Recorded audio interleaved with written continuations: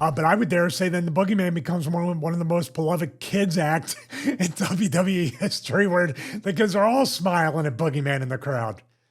No, but I tell you, Tommy Dreamer was disgusting. That worm eating thing, man. How in the that was world did I ever TV get out off. of that?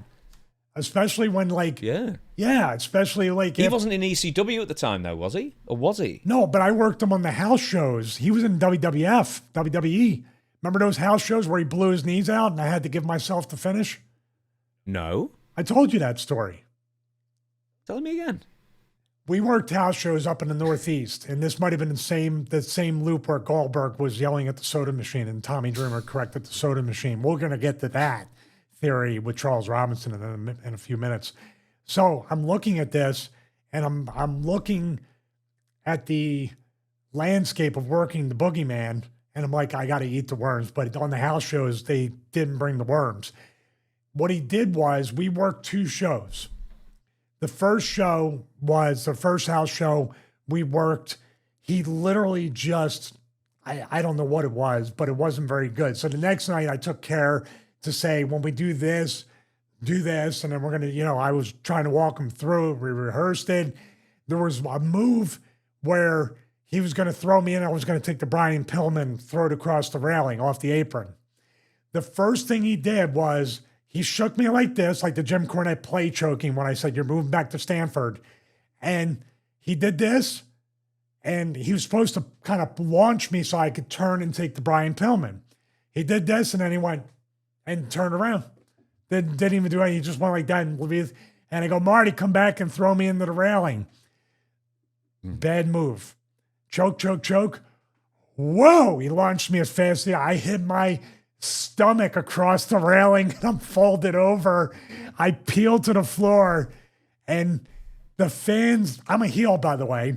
The fans duck down underneath or through the railing and say, oh, Stevie, are you okay? I'm so sorry. My God.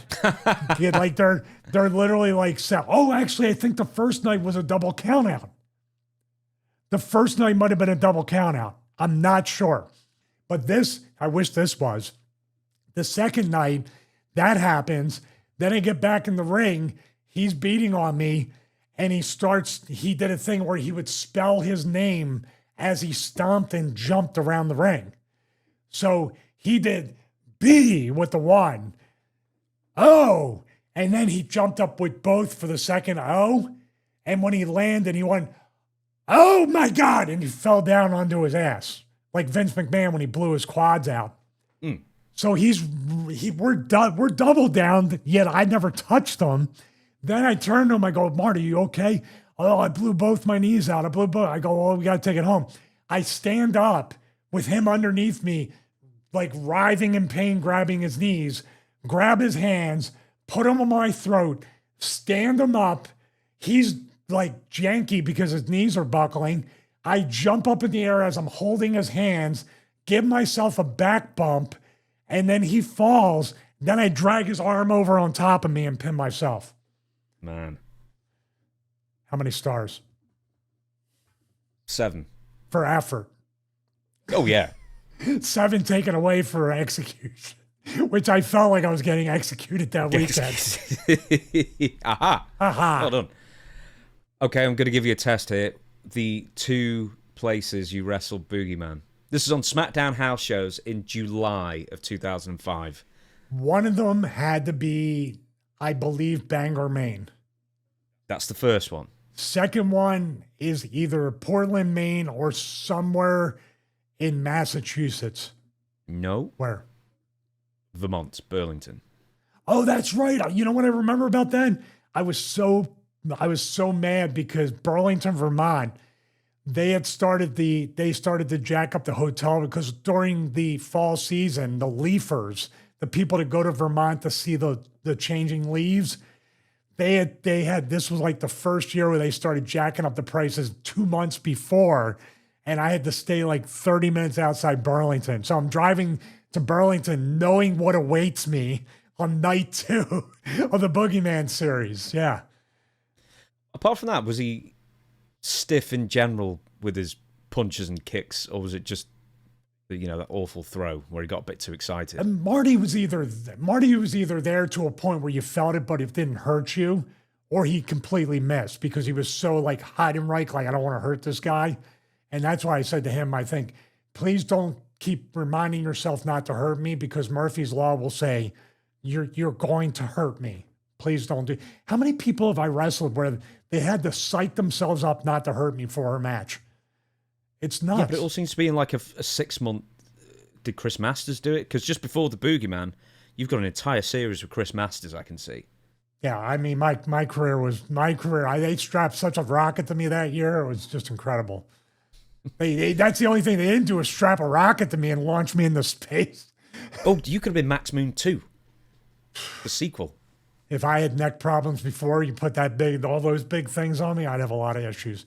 Conan was the original Max Moon, by the way. Little Easter egg. He was. He was. He was. Yes. For weeks, and he had to carry around all that plastic stuff that because the original Max Moon thing, I've got to follow it with Boogeyman. There was like loads of like almost like Iron Man stuff that he had to carry around with him and like strap onto himself, then take it off afterwards, and that was causing issues. Didn't he have like a huge custom kind of like a garment bag where it all hung up and he had to?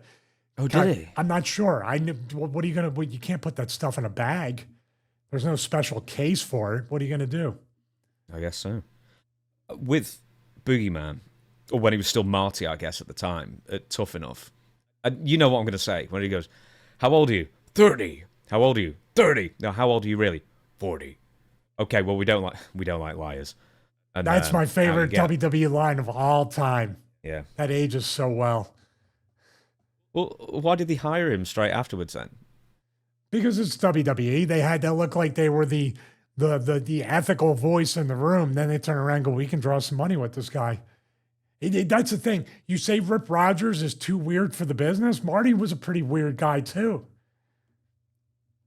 Well, on screen he's eating worms like it isn't a problem and that kind of thing. Was he a bit off screen as well then, I suppose? We're all a bit off. Everybody's insane in wrestling, but he was more of the harmless, eccentric type thing, not the person where you're like, I may not want to come to work this weekend because that might be the week he goes and snaps.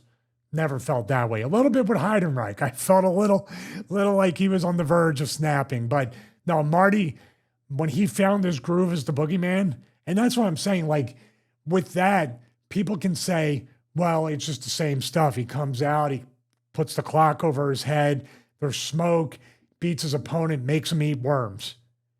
But people never got tired of it. And every Halloween, I think WWE's on the verge or does call him to do the Halloween show. They should. He's 60 now. He's 60 now. And WWE no, he's not. He's He's still 30. Out occasionally. He's 30. 30. Oh, we don't like lies and 60. God damn, I thought he'd wrestled Orange Cassidy. No, Sean Casey. I'd misread something. No, he has wrestled Orange Cassidy. Amazing. Pockets versus worms. This is something else. I know. Damn. Rhode Island, 2019. We should make Cornette watch that.